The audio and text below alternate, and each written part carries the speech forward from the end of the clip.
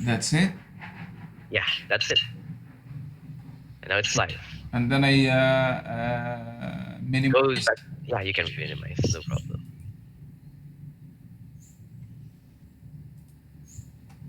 Admit. Who is seeking admission at this moment? So I was saying passionate techie. Okay, let me see now. I will give you. mm, okay, I am serious. 2 marks for everyone who can tell me,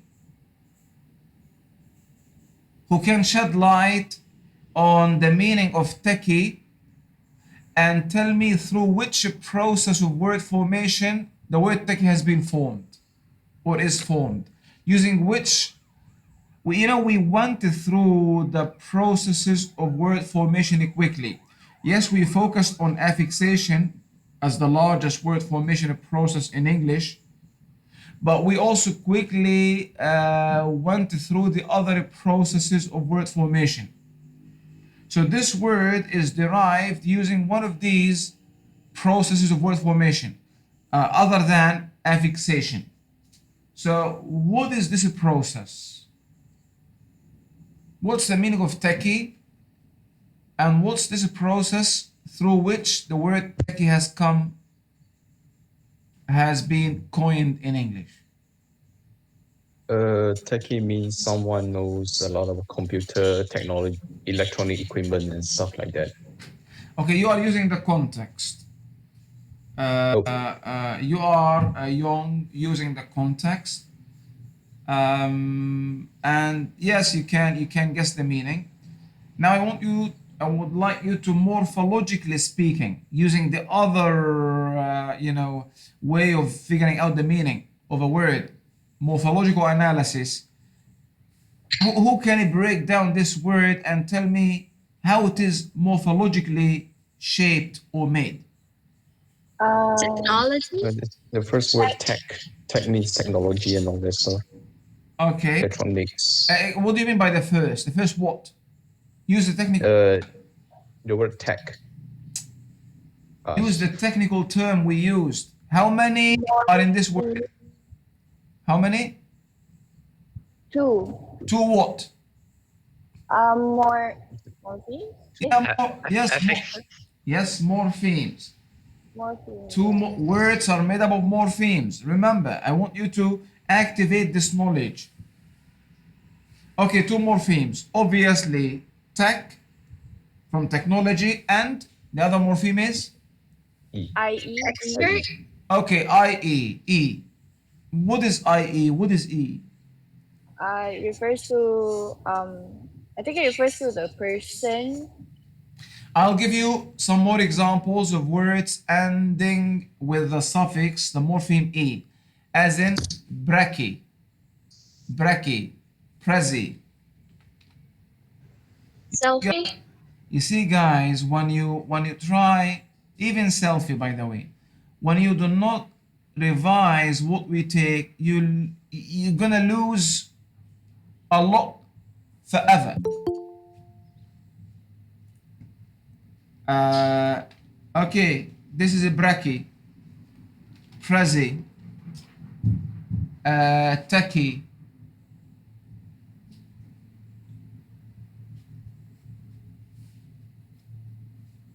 Selfie. selfie, uh, hanky. By the way, many of these words can also be spelled with Y. So it's either IE or Y. For example, hanky, hanky, like this. So if what should I say? You see, you cannot figure out the meaning of these words because you did not pay attention, or you cannot recall, or you don't, or you because you have not consolidated what we took in that class. Otherwise, you will figure out the meaning based on your ability to break down the word into its morphemic parts and your knowledge of the processes of word formation in English. 2 marks also you have lost now.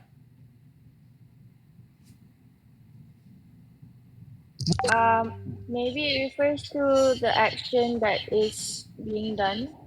What do we call the process involved in the making or coining of these words? Words are not just grouped, the different parts in a word are not just grouped like that, randomly. There is an order, there is a method, there is a system. No one?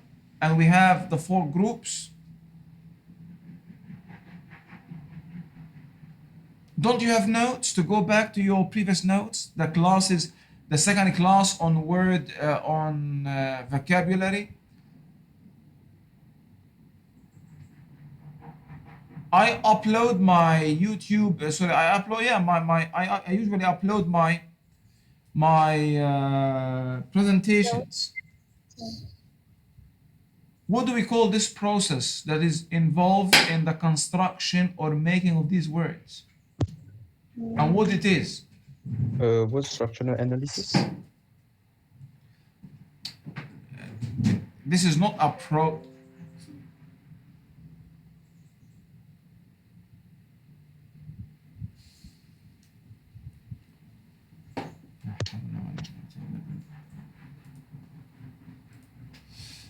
this is not a process of word formation, Young. This is one of the 2 strategies we use to determine the meaning of an unfamiliar word with structural analysis. My question is clear. Which process of word formation is used in the derivation of these words? And these are examples. You will come across other words made up this way.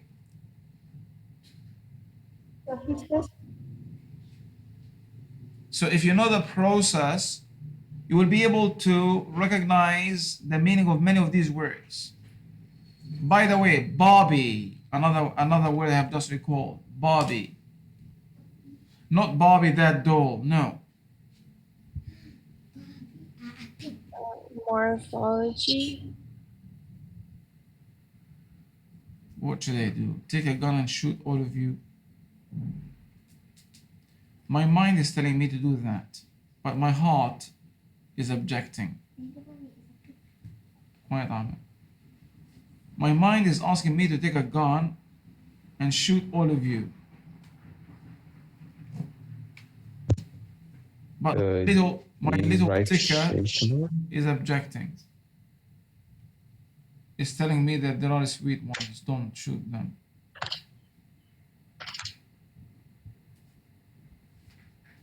Two marks, quickly. They might make a big difference. 2 marks.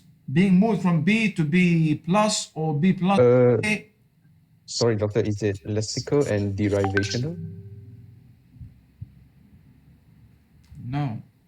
Okay. This is not a process of word formation. Lexical and derivational, these are types of morphemes, Kong.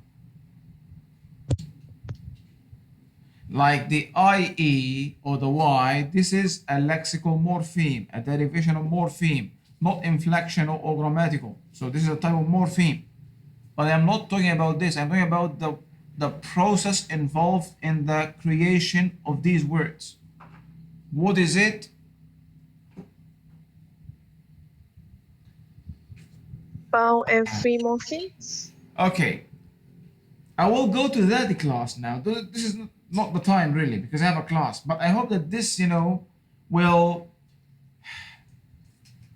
make you take a decision today and start, revising constantly, or at least as long as these become,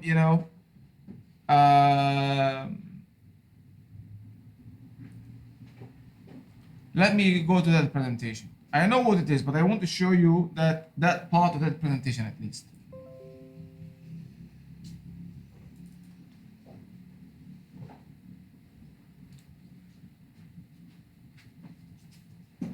This was week 5, I think. Wait, I'm having a class. Words. Do I have to present again? I am presenting, I think. Okay, can you see the slides? Yes, doctor. Processes of word formation and expansion. Okay, we're talking about Lexis words, processes of formation and expansion. Okay, let me go to that slide. Let me go. We call it hypochorism.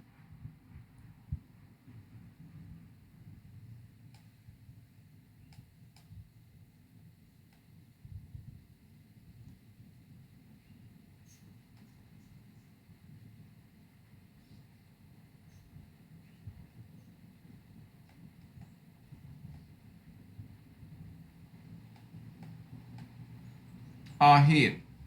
We call it hypochorism. Here's hypochorism.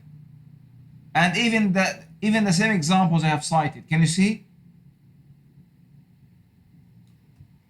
Can you see? Yes. Okay, what's a hypochorism? A hypochorism is a process of word formation whereby a long word is being shortened into one morpheme. Sorry, one syllable. One syllable. And then the suffix, the derivational suffix IE, and sometimes is spelled as Y, is added. For example, the word present is being shortened. You know what the present is? What you receive on Eid or Christmas or present. The word present is being shortened into one syllable, pres, because, and another syllable, pres, and, present. One syllable, as I can see, I am writing in the check column. And then IE is being added, but notice that the S has to be, for spelling purposes, to be doubled. So you have prezi. The same thing, technician. The word technician is being shortened into one syllable, tech, from technician, and then IE is being added to it to denote. It usually denotes a smaller version of something, a diminutive, usually done for endearment. And so a prezi is a present, a little present. A techie is a technician, a little technician. What are the other examples I gave you? Let's go up. A hanky is a, you know the word the longer word is handkerchief. Handkerchief. A type of towel that you used to wipe, yes. So a hanky. Bobby, from barbecue. You know barbecue? We're talking about barbecue at the weekend. Barbecue, that party. So you could figure out the meaning of many words without going to a dictionary. So if I see any word like this, one syllable, and then IE or Y, I know that this word is a hypochorism derived through the process known as hypochorism. And this, in many cases, will help me figure out the meaning. I know how the word is being morphologically built up.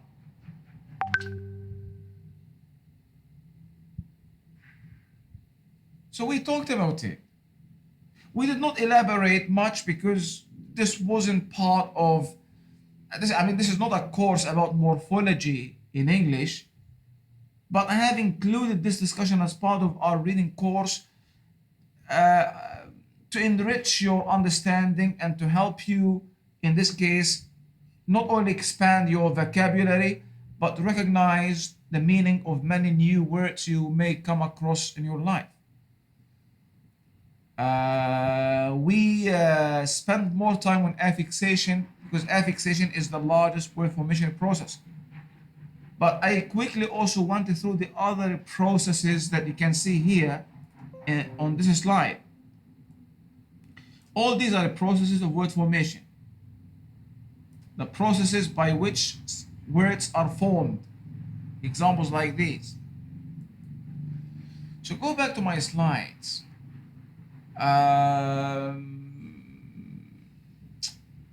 It will take some time, but it will save you a lot of time in the future. So it is not going to be a wasted time.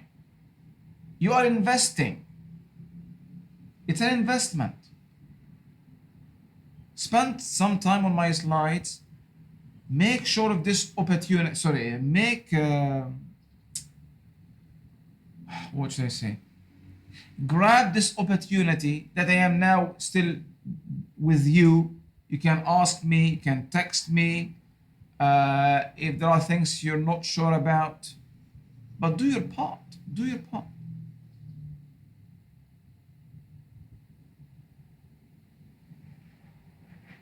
Okay. So you know how techie has come into English now. It's a hypochorism. The process itself is called hypochorism, and the word derived through hypochorism is also known as hypochorism. It's a hypochorism.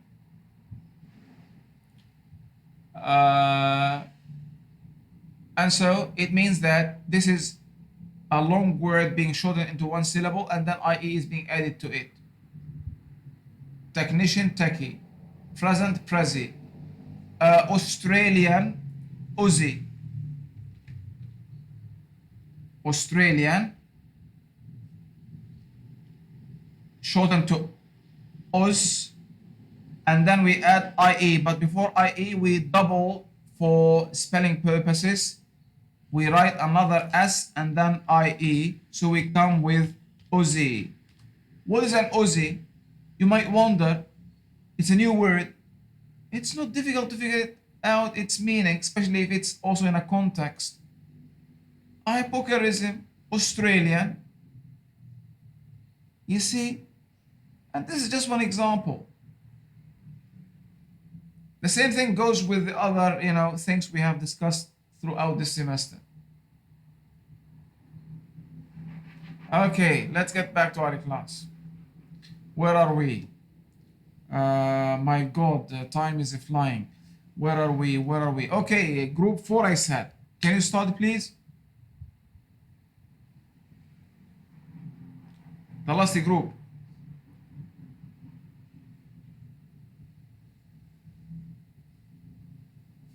I'll stop presenting.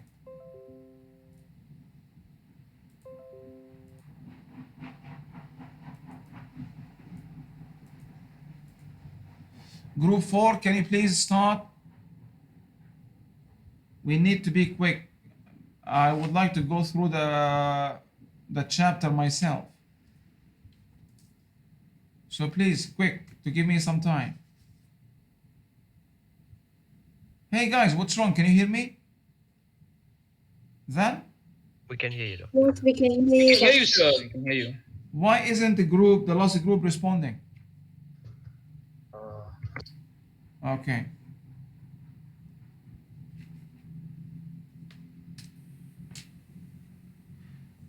They've already started when I interrupted them and talked about writing, argument in writing. Okay, carry on, please. Okay, so giving reasons is a central part of critical thinking. It is not the same as simply expressing an opinion. If you say that dress looks nice, you're only expressing an opinion. But if you say that dress looks nice because the design is very elegant, then it will be an argument indeed. Dogmatic people tend to make assertions without giving arguments. When they cannot defend themselves, they often resort to responses such as this is a matter of opinion, this is just what you think, or I have the right to believe whatever I want. The ability to construct, identify, and evaluate arguments is a crucial part of critical thinking. Giving good arguments help us convince other people and improve our presentation and debating skills. More important, using arguments to support our beliefs with reasons is likely to help us discover. And the first stage in critical thinking is argument identification. Given that some of what people say and do is not argumentative, one must be able to distinguish the arguments from other types of expression. The situation here is no different than in, say, an English question where you ask to find the split infinitives in a chunk of text. It will be very difficult to do well on this question unless you know how to properly identify split infinitives. The same is true for arguments, and this section is designed to help you enhance your ability to spot arguments when they are afoot. There are three steps to argument identification. The first one is to understand the context, whether it's someone trying to convince you of something. Second, identify the conclusion. What are they trying to convince you? And the third one is to identify the reasons. Why do they think you should believe them? Understanding context. If you wish to become skilled at grappling with arguments, you must become skilled at spotting them. And if you want to become skilled at spotting them, it helps to know where they are typically found. When you click on the television to watch the Bush-Kerry debates, you expect arguments. When you crack on the newsweek to the back page for the George Will column, you also expect arguments. The same is true for the Opt page, for C-SPAN or Tough Crowd with Colin Quinn or commercials. But the same is not true for the comics unless you like This Modern World or a Jackie Chan movie or the E-DVC on Fox Sports World. This reveals that fact that in certain situations call them argument context. You can expect an argument, whereas in other situations, you might be surprised to find an argument. Knowing the argument context puts you ahead of the game as a critical thinker. It puts you on your guard, inclining you to take care so as not to be taken in by an argument that is not really compelling. And I Everyone, please, in the future, the best background for your presentation, for your slides. The best background is a white background. The font or the black writing against a white background. It's better for visibility and readability.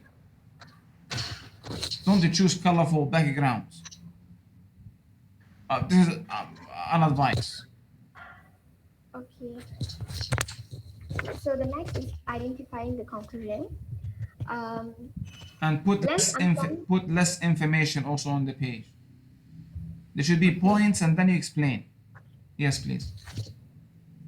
Lance Armstrong will win his sixth Tour de France because he has a 1.25 lead and there are only 5 stages to go. Viva le Lance. This is an argument, one intended to get you to believe that Armstrong will win the Tour de France. Typically, the main purpose of an argument is to press a point.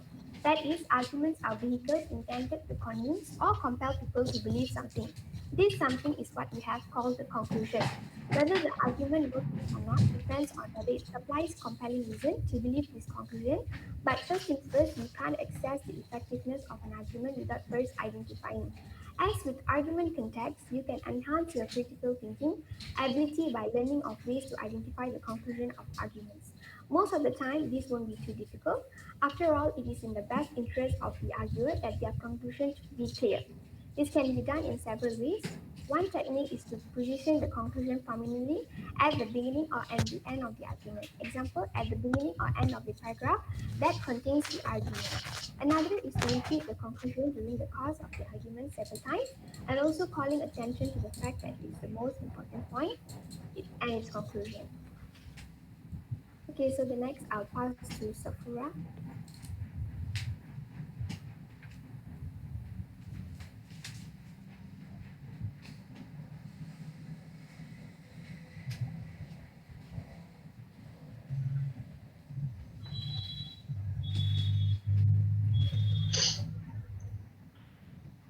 Can y'all see my slides? Yeah. Yes. Okay. Okay, for deductive reasoning, In deductive reasoning, the argument starts from a general statement or rule, conclusion, or claim, followed by the premises on which it is based. A deductive argument asserts that the conclusion follows necessarily from the truth of the premises. Therefore, a deductive argument is valid or else invalid. For example 1, all birds can fly, eagles are birds, therefore eagles can fly. However, there are flightless birds. Some of these birds include the emu, ostrich, and penguin. Thus, there is a flaw in this argument. The first premise, all birds can fly, is false. The second premise, eagles are birds, is true. Meanwhile, the conclusion, therefore, eagles can fly, is true, since we all know eagles do fly. On the other hand, if the bird is if the bird is of a new species and we know that not all birds can fly, we cannot conclude that this bird can fly. For example 2a, Anne likes certain kinds of fish. Salmon is a fish, so Anne likes salmon. The argument in example 2a seems weak because the first premise, Anne likes certain kinds of fish, does not guarantee the truth of the conclusion since Anne may not like salmon. Consider the following argument. If he said that Anna likes all kinds of fish, then the argument, the conclusion would be okay. Uh, all and salmon is part of the all. But since Anne likes certain kinds of fish, so we conclude that he likes salmon. What about salmon if salmon is not among the certain types of fish he likes?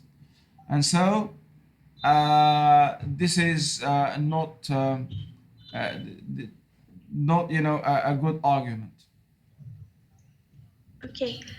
For example 2b, Anne likes certain kinds of fish. Salmon is a fish, so Anne likes salmon. Um, Anne likes The all excuse me, the L in this word is a mute, silent. Salmon, not salmon. Salmon. salmon. Yeah, the L is a mute, unpronounced. Okay. Anne likes all fish and salmon is a fish are true, then the argument is valid because it provides strong support for the conclusion and guarantees the truth of the conclusion. So Anne likes salmon. In a deductive reasoning, if the premises are true, the conclusion cannot be false. Therefore, example 2b is a sound argument. The following example is another valid argument. For example 3, cats hate water. Kitty is a cat. Kitty hates water. For example 4, in Malaysia, you must be 21 years old to vote. Ahmad is a Malaysian. He is 20 years old. Thus, Ahmad cannot vote. The first sentence is a general statement about voting rights in Malaysia. In Malaysia, you must be 21 years old to vote. The subsequent sentences, Ahmad is a Malaysian, he is 20 years old, are the premises which support the conclusion, thus Ahmad cannot vote. This is an argument because it has premises which support the conclusion. It uses deductive reasoning since it has a general statement, followed by the premises that guarantee the truth of the conclusion. The following three examples are other arguments which use the deductive reasoning method. For example 5, Andy, Sam, and Rita are siblings. Only Andy and Rita live with their parents. Sam must be living somewhere. For example 6, there are 5 people in the car. 3 of them are children. Hence, there are 2 adults in the car. Logically. For, for the last example, the witness said she saw the man who murdered the victim. The man was in his 30s, medium built, and had a distinct scar on his face. The police caught a man in his 50s who is rather thin and had no scar on his face. Therefore, they must have caught the wrong person. Right. Okay, I will pass to Sabitra. So the conclusion that they must have caught the wrong person is being supported by the premises.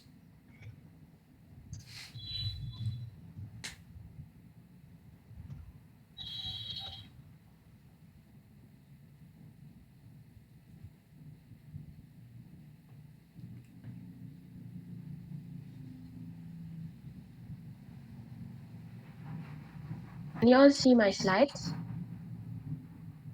Nope. We see your spirit, but not the slides. No, we can't see your slide yet.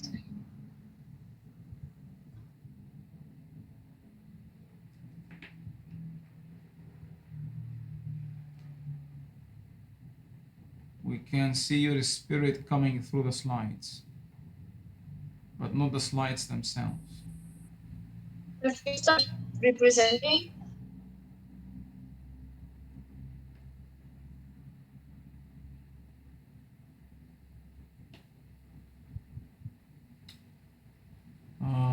The AC in my office, the AC. It's hot here, guys. Yes, where are you guys?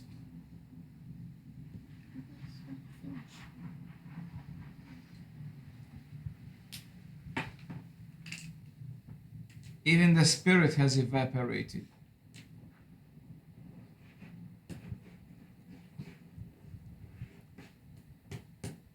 The spirit is coming back to haunt us. Haunt. can you guys see my slides now?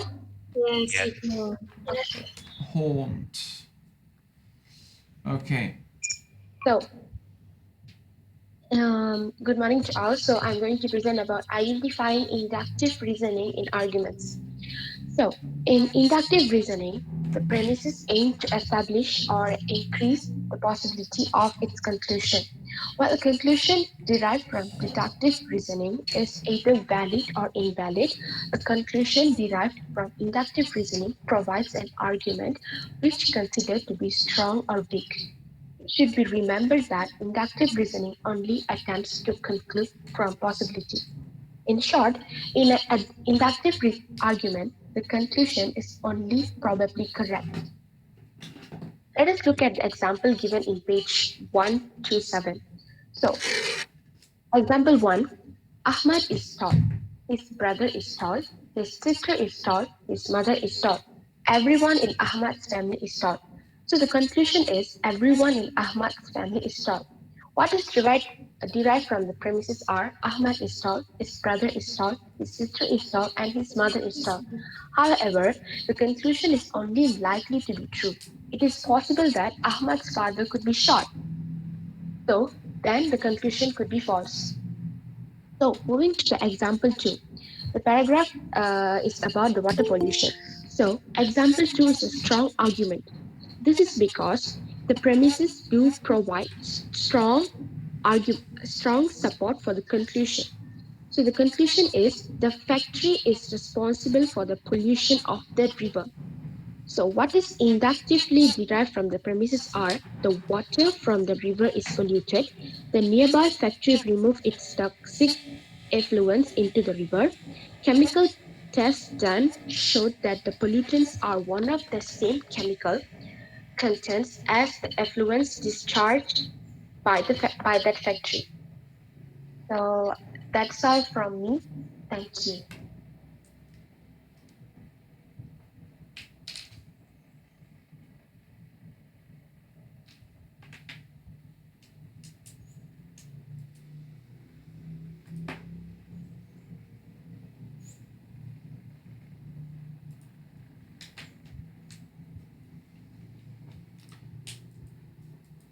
You mean the last part was meant for Eric? Doctor, the last part is Eric. Yes. And Eric is not here. Fine. Okay.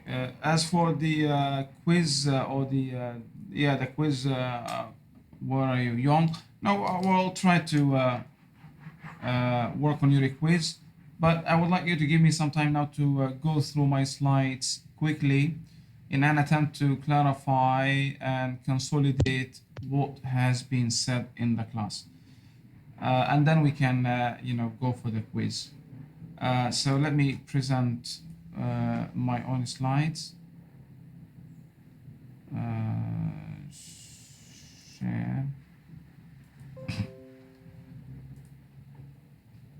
This is week 10.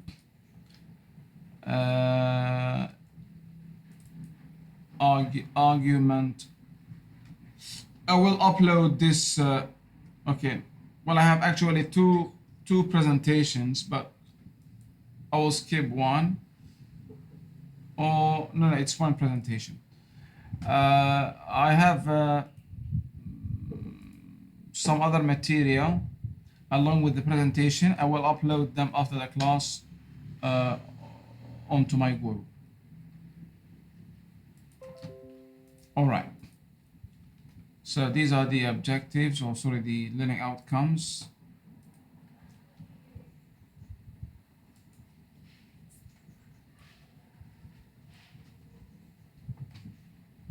Okay. Some of this will be repetitive, never mind. Can you, Al Zakri, can you read this example? Question, Doctor. My son is careless and irresponsible. He leaves his mobile phone everywhere. He has misplaced 2 phones in the past 11 months. Furthermore, I am still paying for the last phone he lost. Thus, I do not think my son should be given another new phone. In example one, this example, the conclusion or claim of the passage, the point is that my son should not be given another new phone. I do not think should. I do not think that he should be given. This is the point. Now, this point or conclusion is supported or based on these four premises, what we previously called as the supporting details, major and minor supporting details. But all these are major supporting details. So now we call them premises. No contradiction, by the way. This example, therefore, is an example of an argument. Why? Because it has a conclusion that is supported by its premises, by premises. And so this is what we mean by argument. An argument then is, like, many of the paragraphs we have come across. An argument is a point that the author wants to communicate, a message the author wants to communicate. Now, this message must be supported with, because it's a claim, a conclusion. It must be supported by reasons, supporting details, technically premises. So this is an example of an argument. In academic writing, an argument is usually a main idea, often called a claim or conclusion or thesis statement, backed up by evidence that supports the main idea, that supports the thesis, that supports the conclusion. So all these are synonymous, whether you call it main idea, as we did previously when we talked about the paragraph structure, or a claim or a conclusion, or the main message, or the thesis as we call it in the essay. The idea is the same. So that's the main point of your writing or your argument, your case. Now I rest my case. My argument is this and is supported by this. An argument consists of statements, as your classmate said, which form the premise or premises and a conclusion. And so we have two things here, two pillars for an argument to be an argument: the premises or premise and the conclusion. Like the previous like the paragraph we have started out with. There is a point. My son, I think, should not be given another mobile phone. Why? Here are my premises: 1, 2, 3, 4.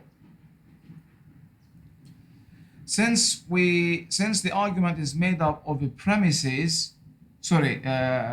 of statements, because the conclusion is statement and the premises are statements. So, as your classmates identified the statements, let me also identify what I mean by statements. Since both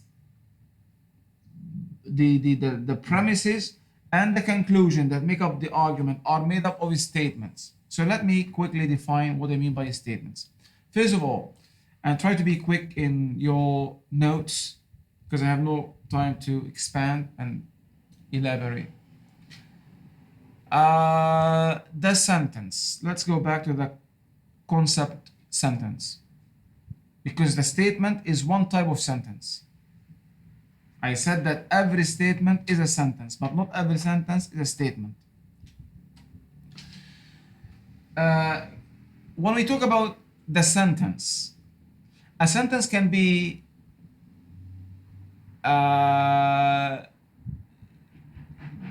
defined or there are many types of sentences. There are many ways to talk about the sentence. Excuse me. One way to talk about the types of sentence is from the point of view of the structure, the complexity of a structure, the structural complexity. And here, sentences are four: simple, compound, complex, and compound complex.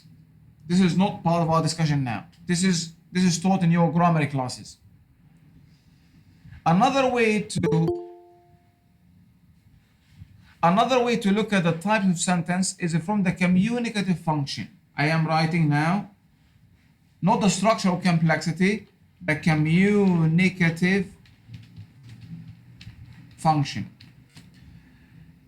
In terms of the communicative function, what is the function of the sentence in communication? A sentence can be one of four types.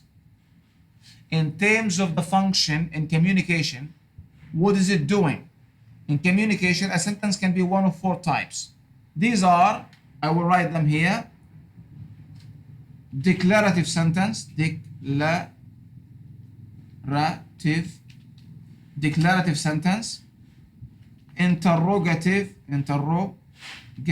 sentence, imperative sentence, and I am writing in the chat column.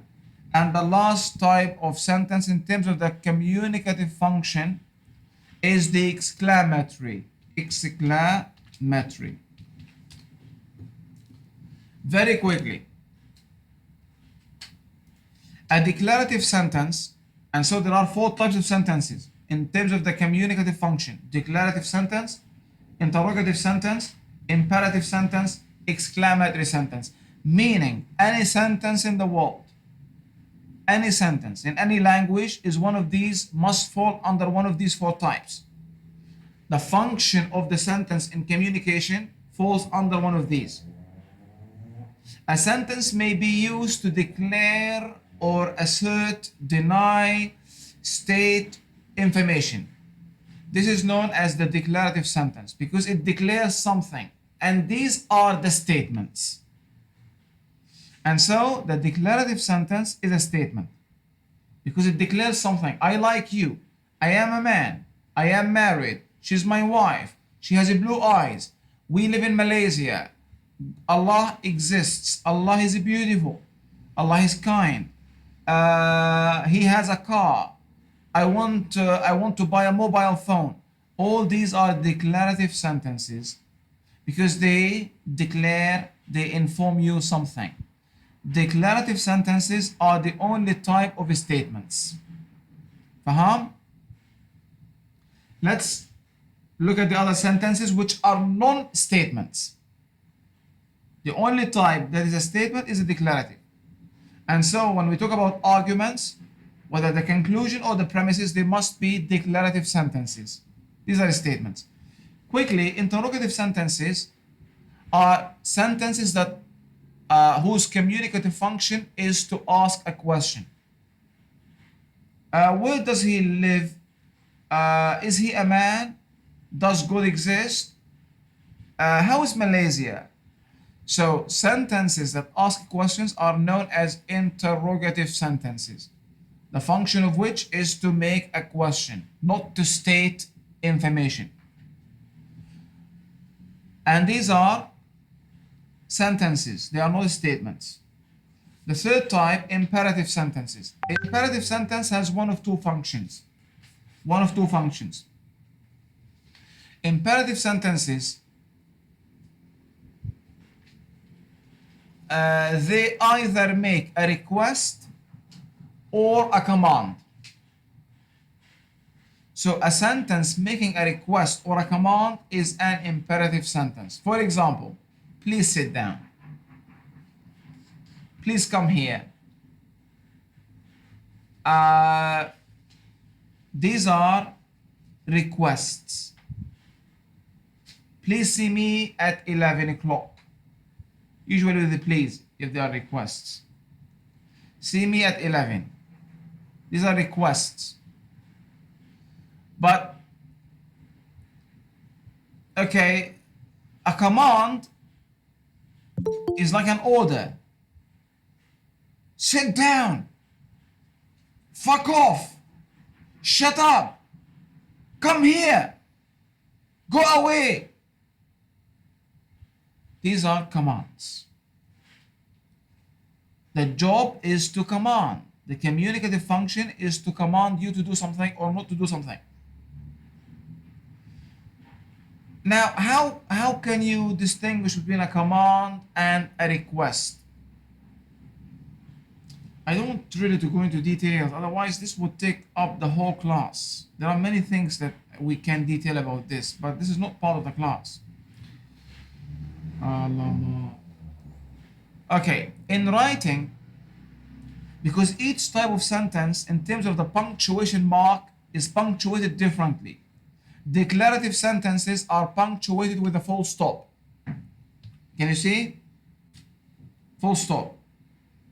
Interrogative sentences are punctuated with a question mark. Imperative sentences can be punctuated with a full stop or a question mark depending on whether the communicative function is a request or a command. If it's a request, it will be punctuated in writing with a full stop. Sit down. So even as a reader, you read it this way. If you see a full stop, you read it like that. Sit down. Even if there is no please. But if you see an exclamation mark for an imperative sentence, look at this.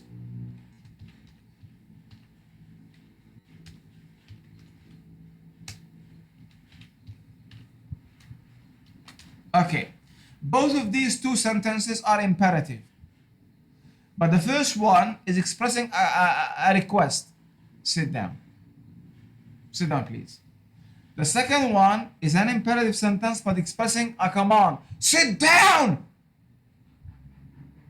So even the way you read it, because of the punctuation. So in writing, the punctuation will tell you whether it's a request or a command. In speaking, you from the intonation of the voice of the speaker, you will know whether it's being a command or a request. Sit down. Request. Sit down. A command. Move on. The last type, the exclamatory type of sentence. Exclamatory sentences express strong emotions. Whether this emotion is sadness, happiness, disgust, any strong emotion. And the punctuation is exclamation mark. Like, for example, what a beautiful day. What a fucking day. How lovely you are. What a beautiful lady. How fantastic. These are exclamatory sentences. The job is not to make a question, nor to make a request or command, nor to make a statement. That the job is to express a strong emotion. What a man. What a man Dr. Aladdin is. What a teacher. The house is on fire! Exclamatory sentence. The house is on fire. How should we punctuate this sentence? The house is on fire. With a full stop or an exclamation mark? An exclamation mark. Exclamation. If you end it with a full stop, then it will be a statement, a declarative sentence. And you should read it this way: the house is on fire. You are declaring, you are giving me a piece of information. But it's unlikely that this is meant to be a declarative sentence, because no one can see a house being on fire and, you know, be relaxed or happy. I don't have my mobile phone today with me. Hey John, how are you? No, it's nothing. Just the house is on fire. Let's go on. If the house is on fire, then the house is on fire, and you would. I had broken the. And you would be running away. And so pay attention to also to punctuation when reading. The equivalent of which in spoken language will be the intonation, the pitch of voice, and the, you know, you can't turn it on, but it's not cooling. It doesn't cool.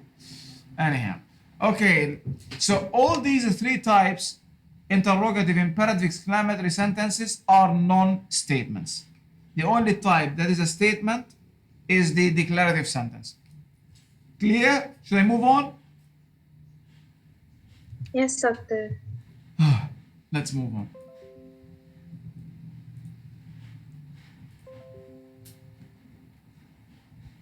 You have examples in the book about these types of sentences, so you can look at them on your own. So any sentence nowadays you come across in your language, in English, should fall under one of these types. The structure of each one is different.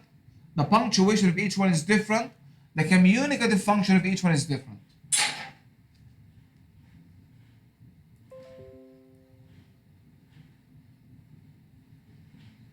Okay, as we have said, coming back then to statements, we've said that statements can be factual, can be false, can be debatable. Obviously, this is a laboratory. If you come and see where I am, it's a false statement, because it's obviously not a laboratory, a statement but false. It's an office. Tomato is a fruit, debatable. Some people consider it vegetable, some people consider it fruit. Young is sexy, debatable. For Kong, he is sexually unattractive. For City, he is sexually attractive. For Sharmila, she's not sure. She has to, see him in private to make sure that he is sexy or unsexy. I'm down. Let's meet up, Young. Hey. So it's debatable for some, false for others, factual for others.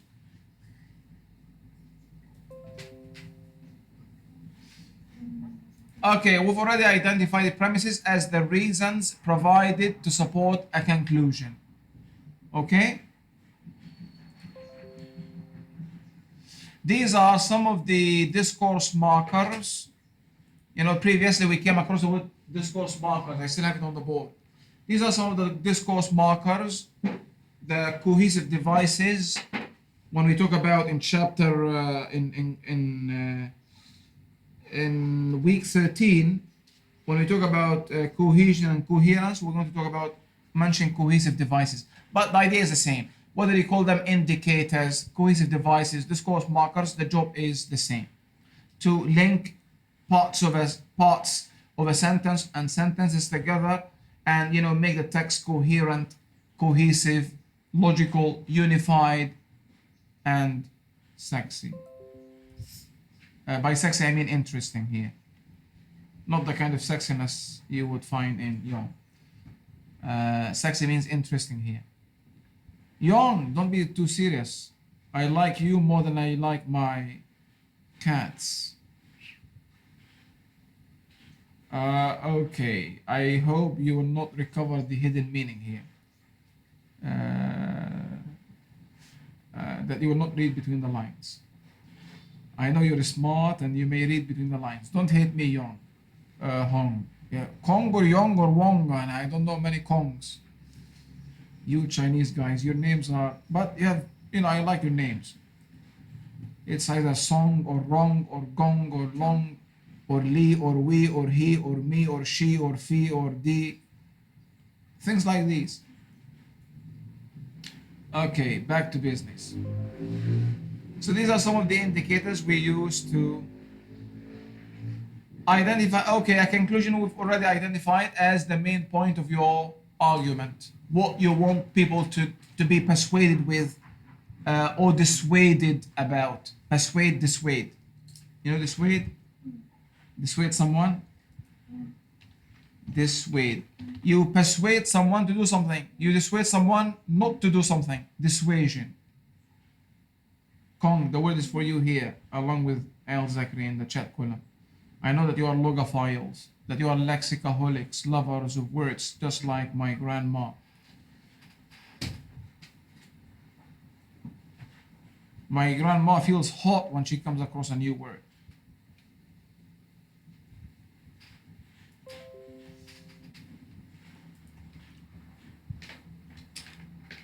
Some of the discourse markers used to indicate conclusions. This we've already come across an example of an argument.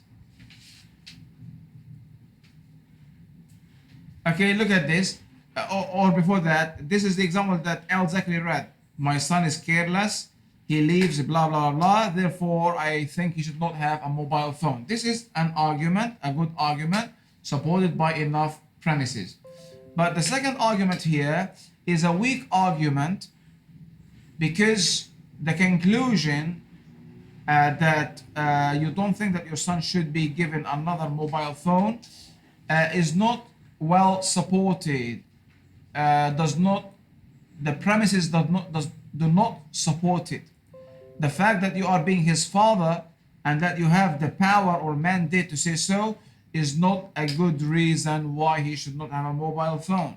The link is not, I don't see the rationale, the logic. So when you read, you should be able to distinguish, whether the reasons, the premises are. So not everyone who provides you with the premises means that the argument is sound. The argument is strong, valid, objective, complete. No. These are terms we're going to come across in chapter 8. Complete, objective, valid, and a bunch of other terms in chapter 8. Excuse me, quiet. My child is getting restless.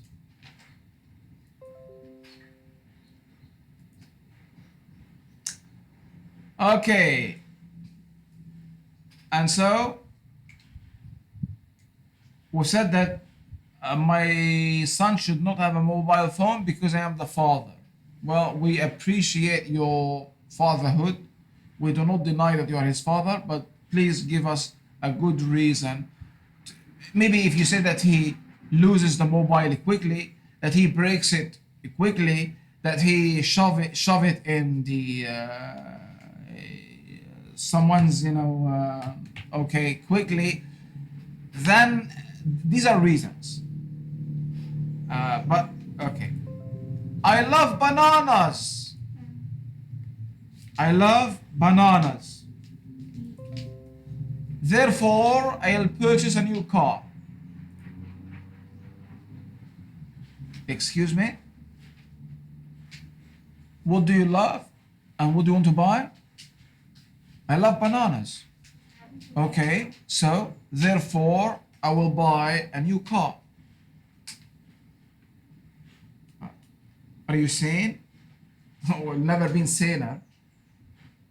But, but what's the relationship between being in love with bananas and buying a new car? This is simply illogical. It doesn't follow. It doesn't follow.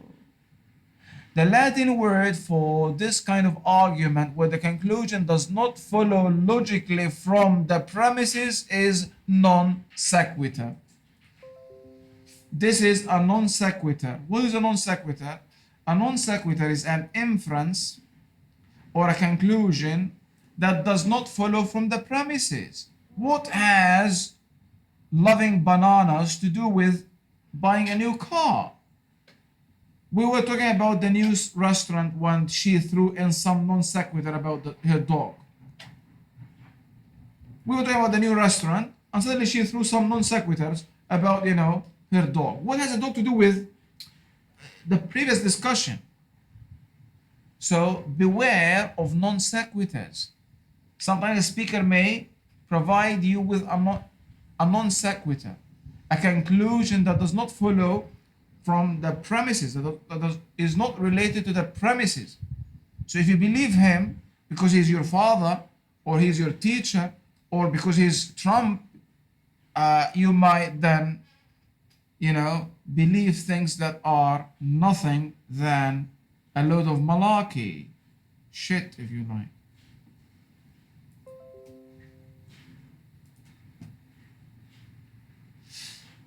Okay, coming to the types of reasoning that your classmates talked about. There are two main types of reasoning: deductive. After you reason, you say, therefore, I love bananas, therefore, I want to marry the princess. Therefore, inductive reasoning, I love bananas, so most likely I am going to marry the princess. Most likely. In deductive reasoning, the argument starts from a general statement or rule, that's your conclusion, followed by the premises on which it is based. Here in deductive reasoning, we begin with the picture first. The picture. And then the details. In deductive reasoning, it's the other way around. You begin with the specific details and end up with your main point, leading to your main point. What is important here to remember is that in the first type, deductive reasoning, the result is either valid or invalid. No other interpretation. Valid, invalid. In inductive reasoning, the other type that begins with the specific details and move on to the conclusion, the result is not binary, valid, invalid, no. The result is, we talk about probability here. Probability, highly probable, highly unlikely. His father is tall, his mother is tall, Ahmed's cat is tall, Ahmed's dog is tall, Ahmed's brothers are tall, so everyone in Ahmed's family is tall. Okay, this conclusion, everyone in his family is tall, seems logical and highly probable because many are tall, but it is not conclusive. Meaning you cannot say with 100% that everyone. What about if one, through a mutation, one gene transformation, mutation, happened to be tall? Can you exclude this possibility? And so, in inductive reasoning, we do not talk about valid, invalid. For example, I love bananas, therefore I will buy a Chevrolet. This is invalid. Invalid, not probable. Invalid altogether. Everyone is tall in Ahmed's family. highly likely but not conclusive. The argument might be strong but not strong enough, since there might be someone who might not be tall. So we're talking about probability here, not validity in terms of valid invalid.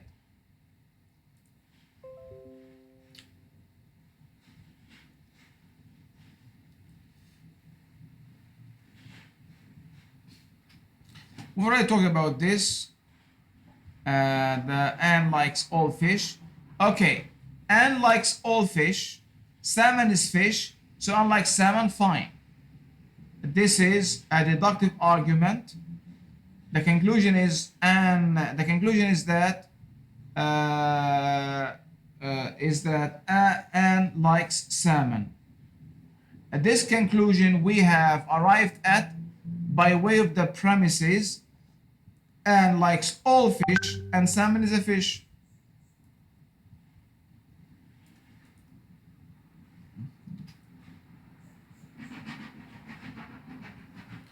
In inductive reasoning, the premises aim to establish or increase the possibility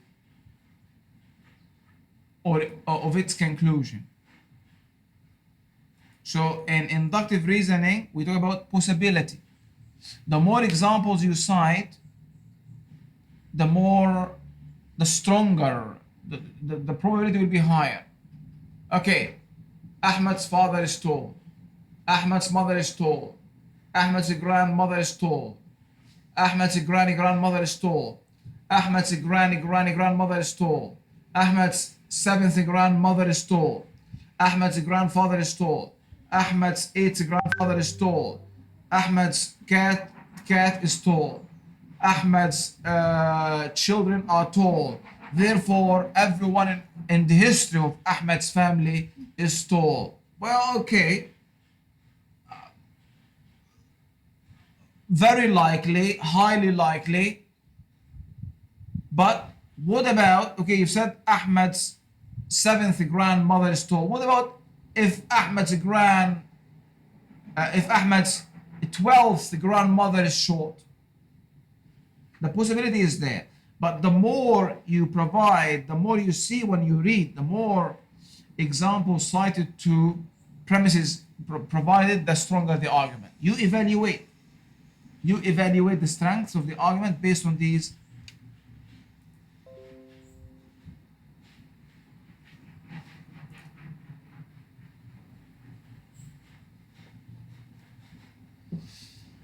Al-Zakri, read this.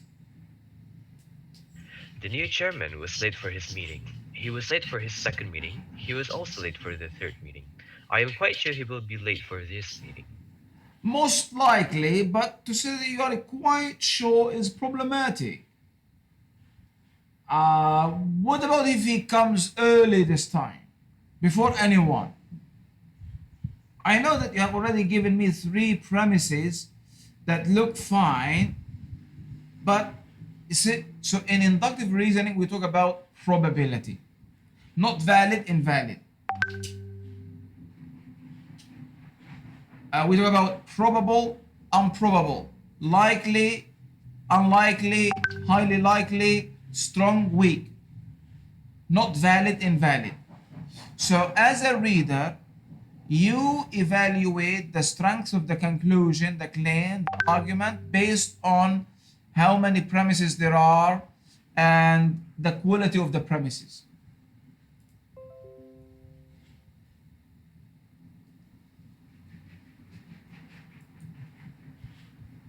Okay. Moving on to assumptions. Here, in assumptions are the unstated or missing premises. Some of the premises might be missing. For example,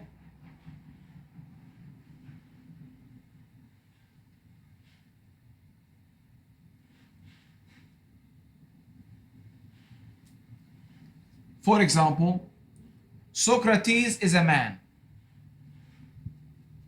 Forget about Socrates. Al-Zakri, as far as I can see, is a man. Or Luke, maybe. Luke is a man. At least to me, he looks like a man. Some are shaking their heads, doubting his manhood. Luke is a man. So Luke is going to die. Luke is mortal. Now, what is the conclusion here in this argument? The conclusion is that Luke is going to die. What's the premise? Is that Luke is a man. Now, there is here an unstated premise, a missing premise, which is all men are mortal.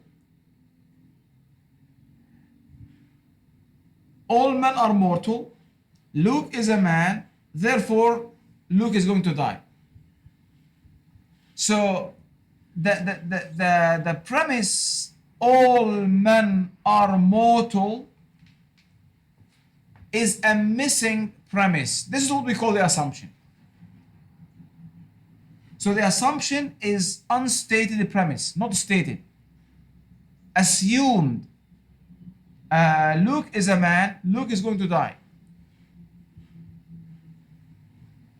So the missing premise is that all men die. So assumptions are the missing premises in an argument. It is not something that you infer. So do not confuse assumptions with inferences. Inferences, remember last class. The crying boy, the fucking boy, remember him. So inferences are inferred from the text with your mind. Assumptions, you do not infer. Assumptions are unstated premises.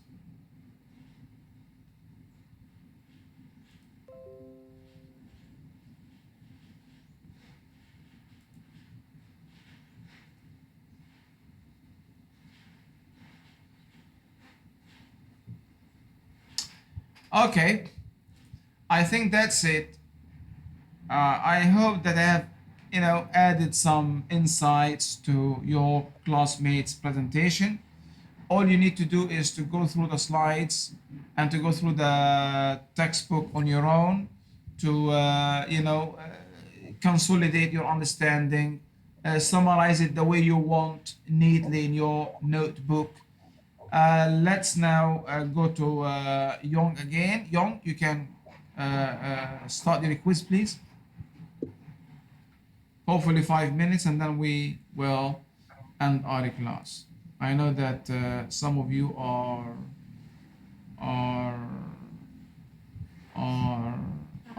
yes. I leave this unspoken. An assumption or yes, Young, I am waiting for you. Doctor already sent the link into the group chat. Okay, guys. Quizzes. Oh yeah, by the way, I forgot to tell you guys there's some bonus question in there, so Start. good luck. Come on, guys, quickly, speed up. I can't join it. I can't join in. Why not? I tried to click the link and it says like it looks like there aren't many great matches for your search. That's what it says. You can have a cup. I guess You can have a cup of tea. Faster, guys, faster. Join. I'll use the phone instead. What's the code for this? I want to see you up there. 98506. 984506. 98. Okay.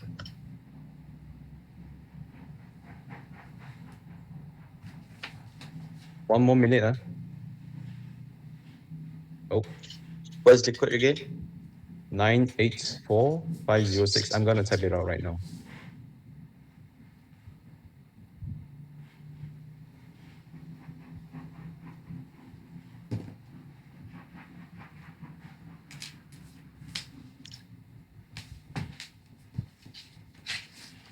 Standing by. Okay. Shall we start the quiz?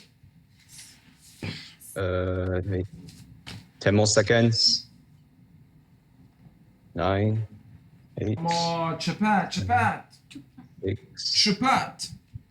3, Let's go. 2, 1. God bless. And you're gonna do the quiz? I'll start the quiz.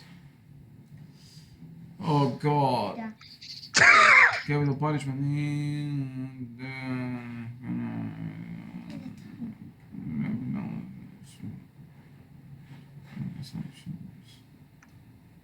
Listen.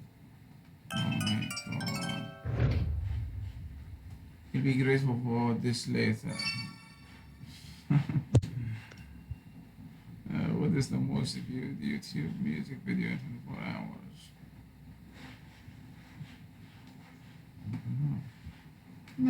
Never gonna do. Okay. Arguments must consist of statements. Yay! And you die, guys.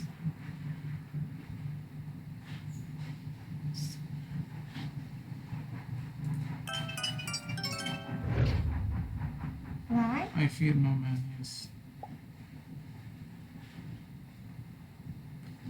You start from a given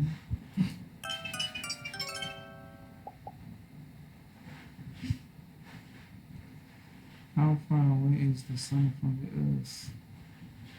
This. Yes. Nice one.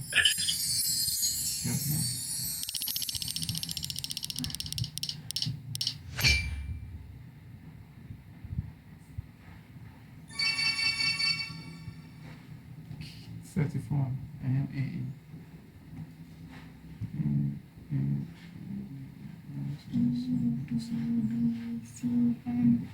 This one.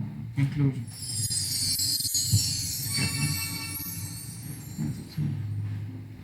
How to move from bucket lighter.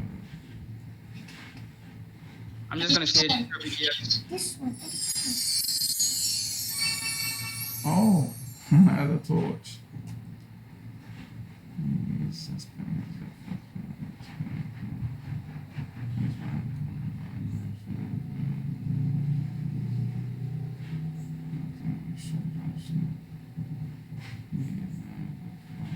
He is my uncle. Maybe he is gone.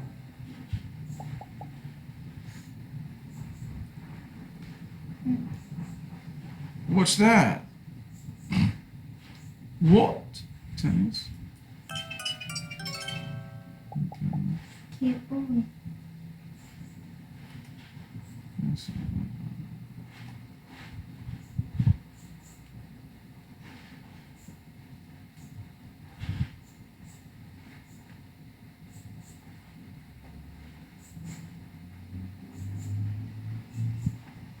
Both.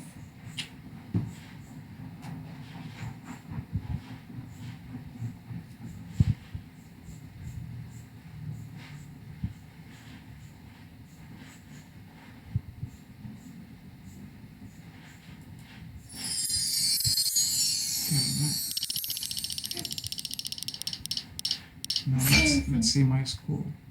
50 out of 50. Jason, I like how you put the uncle joke in.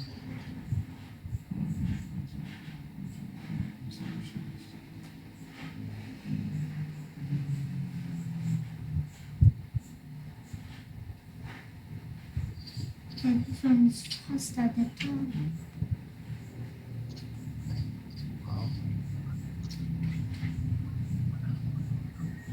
Yellow one, doctor. The yellow one, doctor. Thank you.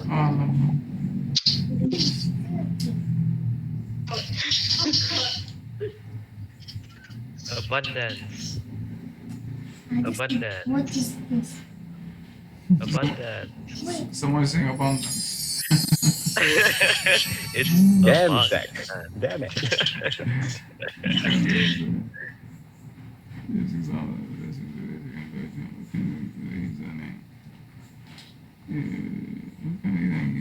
Examples and maybe observations. adaptive.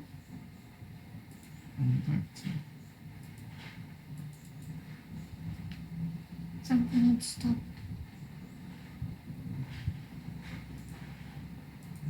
What's wrong?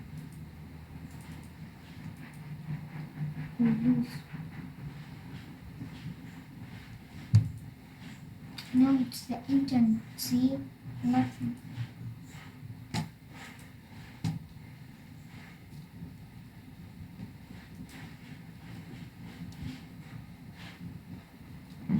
Everything's freezing.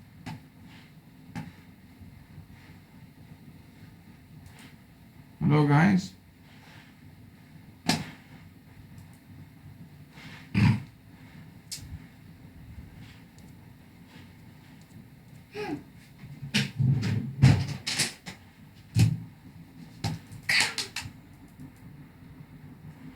What's wrong?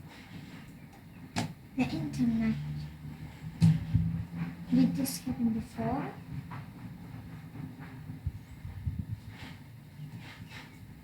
Has this ever happened before? Yeah, let's go home.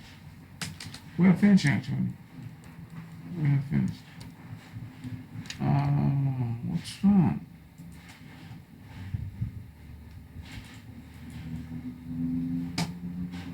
Then I have an idea. You turn it off, then Nothing is wrong. What's wrong? no one can hear you.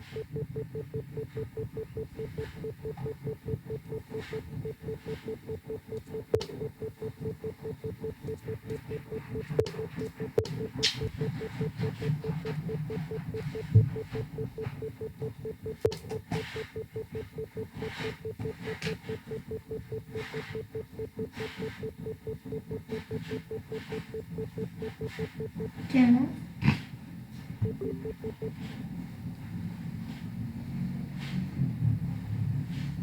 Oh, no. Okay. Okay, done.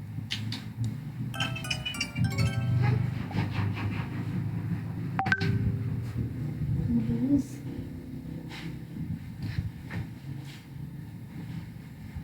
Three. Seven. Yes.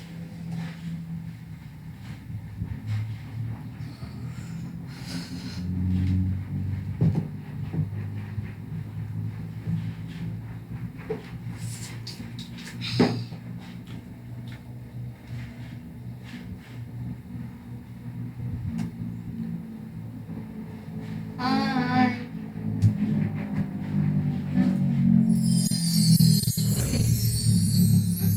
So when you oh then you didn't. You're half.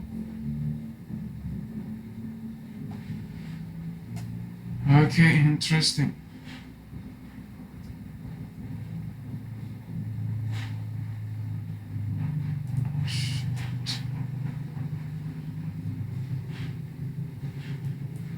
Hey. Huh? What's that? Hi, doctor. Hi, doctor. There was a Already, doctor. there was a Yeah, half of the class left already. there was a problem Your with mic the is connection. muted, doctor. We can't hear you. Oh, there was a problem with the connection. No. How did my son answer the quiz? Good. Flying colors. Flying colors. Successful. Okay, I think guys, that's it. Thank you for Okay, thank you everyone. for the quiz. It was a good end. Thank you, Doctor. Thank you, Doctor. Thank you, Doctor. Your quiz was a good way to culminate the class. See you next week. Have fun. Love you. See you next week. Any questions? Bye, Doctor. Thank you, Doctor. Hi Vina, we have missed you. Just seen you. How are you? I hope you've enjoyed the class despite being lengthy. Yeah, we enjoyed it, sir. Thank you. Just Very go. very cute. Just go. Bye. Thank you. Thank you, sir. I am going to end now. Thank you. Doctor. Bye. Good job. That's it. I've already deleted that one.